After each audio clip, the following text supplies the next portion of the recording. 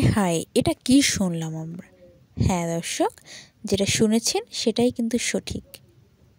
ভুয়া ভুয়া বলে বারিশ এবং বুবলিকে স্লোগান দেওয়া হচ্ছিল, কারণ তনি আর বারিশার মধ্যে যে ঝামেলা সৃষ্টি হয়েছে সেটাতে কয়েকশো উদ্যোক্তা বারিশার বিরুদ্ধে দাঁড়িয়েছেন এবং তিনি যে পণ্য প্রমোট করেন কিংবা ব্র্যান্ড প্রমোট করেন সেগুলোকে মানুষ বয়কট করা শুরু করেছে।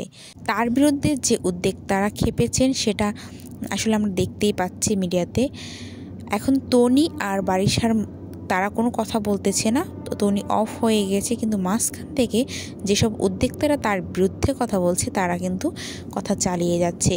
ওই যে কথায় আছে না, আম আর দুধ ঠিকই মিলে যায়, ছিটকে যায় আটি, বিষয়টা ঠিক এরকমই হয়েছে। এখন দেখা যায় আসলে বিষয়টা কত দূর গড়ায়।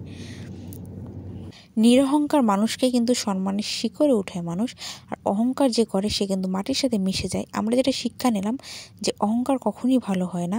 এবং আপনাদের মূল্যবান কমেন্টগুলো আসলে আমাকে জানান, কিংবা কমেন্ট করে আপনাদের মনের ভাষাগুলো প্রকাশ করুন।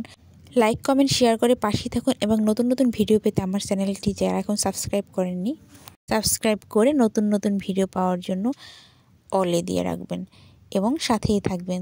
ধন্যবাদ।